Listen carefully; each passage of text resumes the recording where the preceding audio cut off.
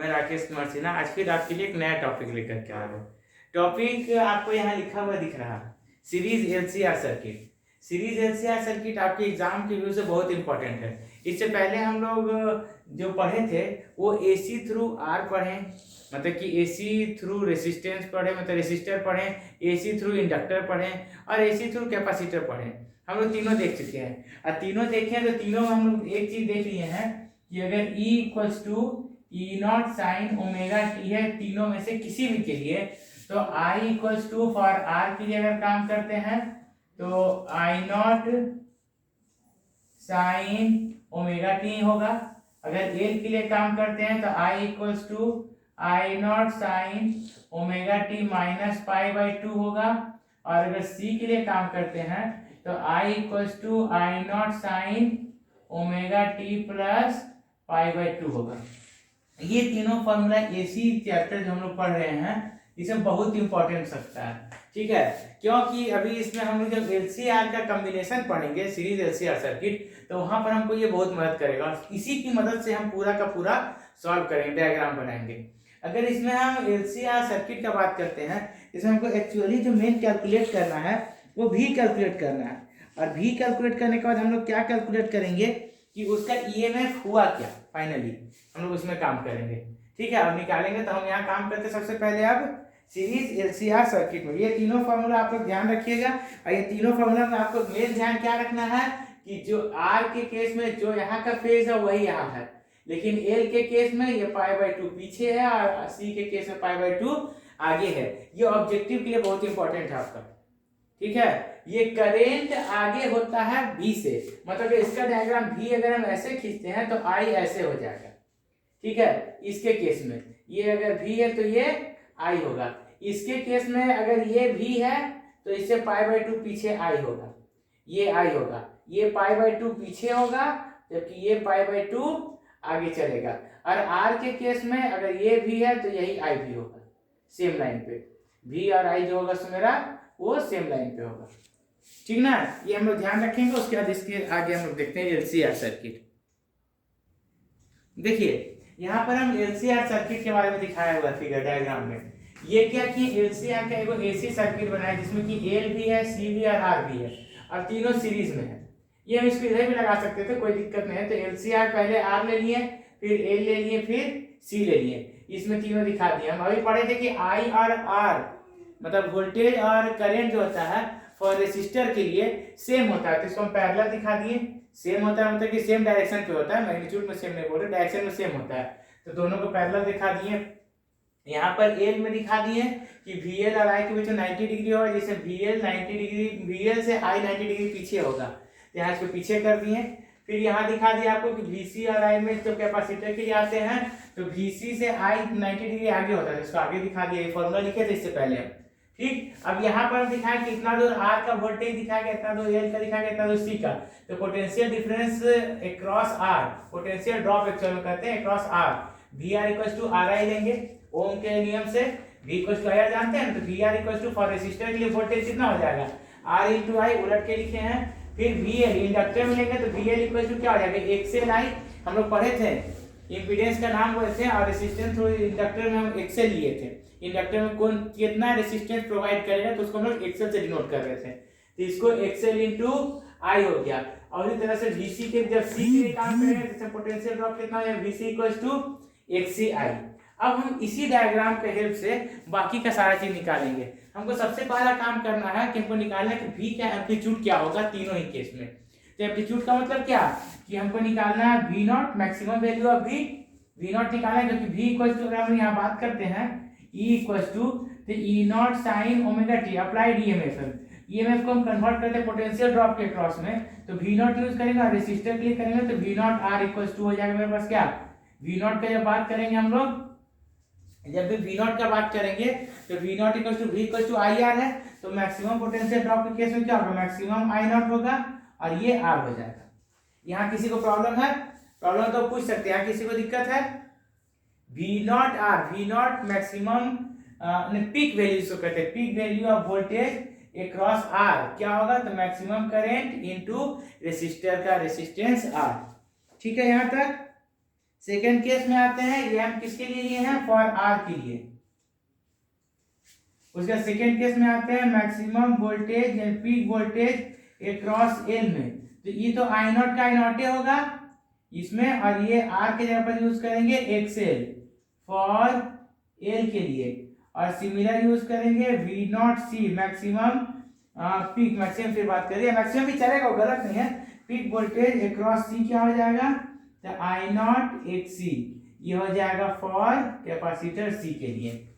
अब क्या है कि इसको सॉल्व करते हैं हम लोग, थोड़ा सा यूज करते हैं सॉल्व करने में, हम लोग फेजर डायग्राम का यूज करेंगे। ठीक है, फेजर डायग्राम की यूज के बिना थोड़ा इसको बनाना मुश्किल होगा, तो हम लोग क्या करते हैं, थोड़ा फेजर डायग्राम का यूज करते हैं, और डायग्राम के आधार पे हम लोग इसको सॉल्व करेंगे और रिजल्टेंट वोल्टेज निकाल लेते हैं फेजर के थ्रू। ठीक है, चलिए अब इसमें हम लोग काम कर रहे हैं, फेजर डायग्राम का यूज करते हैं। फेजर डायग्राम में क्या करते हैं हम लोग, एक छोटा सा आप लोग पहले फेजर डायग्राम आप लोग को बताया है, तो उसी फेजर डायग्राम का यूज करेंगे, लेकिन सब इसी में मिला देंगे। ठीक है ना, सबको। तो हमारे पास चूंकि वी आई को हम लोग आगे पीछे कर रहे हैं, रिजल्टेंट ईएमएफ निकालना, वी निकालना, पोटेंशियल ड्रॉप, तो हम लोग क्या करते हैं, सबसे पहले इस तरह से एक ठो ग्राफ टाइप का बना लेते हैं। ठीक है, किसी को प्रॉब्लम इसमें, और सपोज करते मान लेते हैं कि यहाँ पर ये आई है। ठीक है, यहाँ पर ये वैल्यू जो है सो आई है, किसी को दिक्कत नहीं है।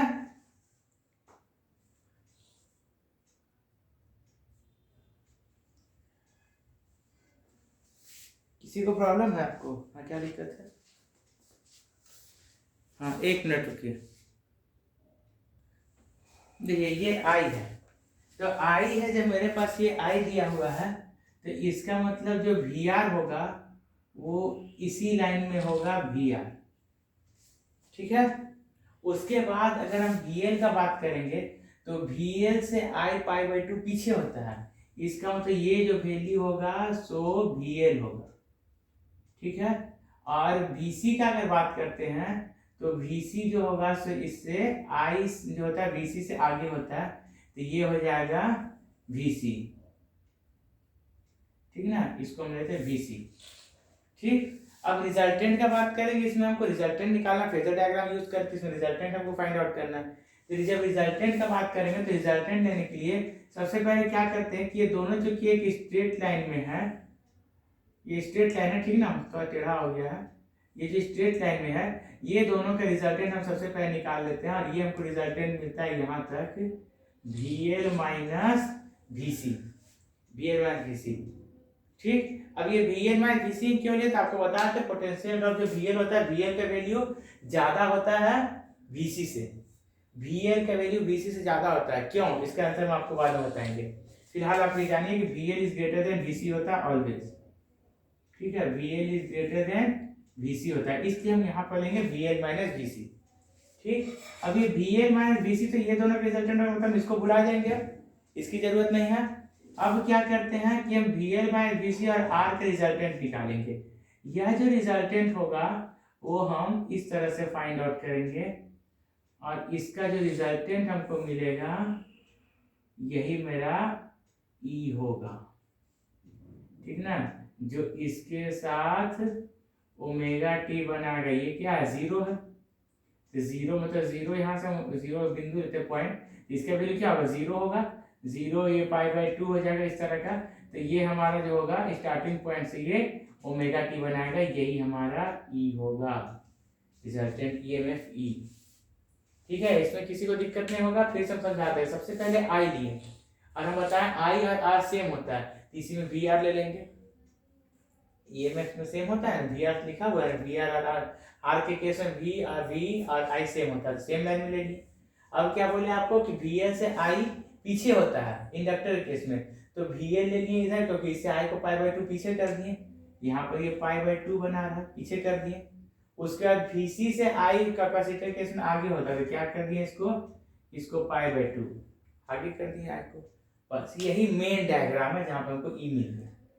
ठीक है, इसका मतलब ये जो ई है ये रिजल्टेंट है किसका, वी एल माइनस वी सी का और वी आर का, और वी एल माइनस वी सी और वी आर के बीच में कितना डिग्री का एंगल बन रहा है, तो 90 डिग्री का। तो ये इसका वैल्यू हम कैसे निकालेंगे, इसको रूट में डालेंगे, और वी एल माइनस वी सी का स्क्वायर प्लस वी आर का स्क्वायर। क्यों? ये वी एम माइनस वी सी है और ये वाला अगर वी आर है तो ये भी तो वी आर ही होगा ना, पैरेललोग्राम में ड्रॉ किए हैं, ये भी मेरा वी आर हो जाएगा। तो इस ट्रायंगल में अगर काम करेंगे तो इस ट्रायंगल में काम दोनों के बीच के एंगल लेंगे और नहीं करेंगे तो पैरेललोग्राम लॉ लगाएंगे, सीधा V N minus V C हो गया, ये वी आर हो गया। अब पैरेललोग्राम लॉ लगाएंगे, parallelogram law plus V two V N minus V C into V R cos 90 डिग्री, cos 90 जीरो हो गया, पूरा खत्म हो जाएगा, ये दो तो बच जाएगा। ठीक है, यहाँ तक कोई दिक्कत? अगर दिक्कत है तो आप थोड़ा सा रोक करके इसको बढ़िया से देख लीजिए और फिर से सुन लीजिए, पीछे करके समझ लीजिए। ठीक है, अब इसमें देखिए जब हम लोग इसको सॉल्व करते हैं तो क्या करते हैं, फिलहाल हम सॉल्व करेंगे जब इसको, तो ये वी एल वी सी जो वैल्यूज है उसका एम्पलीट्यूड लेंगे फाइनल। तो एम्पलीट्यूड लेने का मतलब क्या होता है कि वी एल माइनस वी सी का यहाँ पर वी एल लिखते हैं, यहाँ जीरो लिखते हैं, मैक्सिमम वैल्यू पीक वैल्यू यहाँ जीरो लिखते हैं, वी सी लिखते हैं और यहाँ जीरो लिखते हैं और इसको आर लिखते हैं, और फिलहाल इसका स्क्वायरिंग ही लेते हैं और यहाँ पर इसको रूट को हम हटा देते हैं 2 तरफ स्क्वायर करके। ठीक है, अब वी जीरो एल का वैल्यू कितना है हमारे पास निकला हुआ है, I naught XL minus I naught XC का whole square plus I naught R का होल स्क्वायर। ठीक, वैल्यूज को बैठा दिए, जब वैल्यूज को बैठा दिए तो अब कुछ नहीं करना है, इसको सिंपल सॉल्व करना है, इसके अलावा आप लोग को इसमें कोई काम नहीं करना है। तो इसको सॉल्व करने के लिए क्या करते हैं हम लोग, आई स्क्वायर को कॉमन निकालते हैं, ये भी मैक्सिमम निकलेगा, पीक वैल्यू निकलेगा, आई स्क्वायर इसमें भी सब में कॉमन निकालते हैं तो हो जाता है एक्सएल माइनस एक्सी का whole square plus R square. इसको थोड़ा सजा के लिख देते हैं, आई नॉट ये हो जाएगा R square plus XL minus XC का होल स्क्वायर। मतलब कि जब इसका वैल्यू निकालते हैं आई नॉट का वैल्यू कि इससे कितना करंट फ्लो करेगा, तो I naught equals to E naught का स्क्वायर, ये आई नॉट का स्क्वायर है, आई नॉट का इसे इसको और एक लाइन बढ़ा देते हैं, ठीक ना, इसका आई नॉट का स्क्वायर है तो आई नॉट का square equals to E naught का square by R square plus XL minus XC का होल स्क्वायर। तो आई नॉट इक्वल्स टू यहाँ का स्क्वायर खत्म हो गया और नीचे वाला जो वैल्यू है सो रूट में आ जाएगा, R square plus XL minus XC का होल स्क्वायर, ये इसका वैल्यू होगा। अब यहाँ पर हम एक्सएल और एक्सी का वैल्यू पहले भी निकाल चुके हैं, ओमेगा सी करके और ओमेगा एल और ओमेगा सी 1/ओमेगा सी करके, तो उसको बैठाएंगे एक्सएल और एक्सी को और इसको सॉल्व करेंगे। ऐसे आपका रिजल्ट में नहीं आ गया, आगे आपका रिजल्ट इसको बैठा करके निकालना होगा। यहाँ तक में कोई दिक्कत किसी को? ये आपके लिए बहुत ही इंपॉर्टेंट क्वेश्चन है, ध्यान रखिएगा। यहाँ तक में किसी को कोई दिक्कत नहीं है। अब हम लोग क्या करेंगे, इसमें कुछ नहीं करेंगे, हमारे पास ये आ गया। अब जो LCR इधर मिटा दे रहे, ठीक ना, मेन तो वो है, तो सॉल्व है, सॉल्यूशन है, सॉल्यूशन तो आप लोग को भी आता है, सॉल्यूशन में कोई दिक्कत नहीं, मेन कॉन्सेप्ट उधर का था, इसे इधर मिटा है। इसको हम लिख सकते हैं, ये आई हो गया, हम लोग जानते हैं कि आई इक्वल्स टू होता है जब वैल्यू निकालते हैं तो ई बाई आर, इसका मतलब है कि आर जो होता है सो रिजल्टेंट, मतलब क्या कहते हैं हम लोग, इम्पीडेंस, मतलब इसको रेसिस्टेंस कर सकते हैं। तो रेसिस्टेंस के रूप में LCR सर्किट क्या रेसिस्टेंस अप्लाई करेगा, ये करेगा। तो ये हो गया हमारे पास, इसको हम लोग कहते हैं impedance, impedance equals to root under R square plus XL minus XC का होल स्क्वायर को बैठा देते हैं, root under R square plus omega L minus 1/ओमेगा सी का होल स्क्वायर, इसको हम बैठा सकते हैं और फाइनल इम्पीडेंस जो आएगा वो वैल्यू यही होगा। ठीक है, फाइनल इम्पीडेंस को हम लोग इसको जेड से डिनोट करते हैं और LCR सर्किट का जेड का वैल्यू यही होता है। चलिए यहाँ तक आपका आज LCR सीरीज जो था कॉम्बिनेशन वो कंप्लीट हो गया। पैरेलल कॉम्बिनेशन आपको नहीं पढ़ना है, ये जान लिए हैं। इसमें केसेस है जब दोनों इक्वल होगा, सपोज करते एक्सएल इक्वल्स टू एक्सी हो जाता है, तो मेरा अगर सपोज करते दोनों का जो इम्पीडेंस है, मतलब दोनों का जो रेसिस्टेंस है, इंडक्टिव रिएक्टेंस और कैपेसिटिव रिएक्टेंस, अगर दोनों सेम हो जाता है एक्सएल और एक्सी, तो ये जीरो हो जाता है और इस केस में आर हो जाता है, सिर्फ आर बचेगा, वो आपका रेजोनेंस कंडीशन हो जाता है। ठीक है ना, ध्यान रखिएगा इसको। वो हम अब अगले आपका वीडियो में दिखाएंगे। आज के वीडियो यहीं तक रखेंगे। यहाँ तक में कोई दिक्कत किसी को होगा तो मेरा नंबर है, नंबर हर वीडियो में हम दे देते हैं, इसमें भी दे देते हैं 9304634398। इस नंबर पर आप कांटेक्ट कर सकते हैं, व्हाट्सएप कर सकते हैं, मैसेज कर सकते हैं, कॉल कर सकते हैं, आपको रिप्लाई तुरंत मिलेगा, कोई दिक्कत नहीं होगी। ठीक है, यहाँ तक में कोई कॉन्सेप्चुअल क्वेश्चन भी आपके दिमाग में आता है तो भी आप इस नंबर पर पूछ सकते हैं। चलिए तब तक के लिए ओके, टेक केयर, बाय।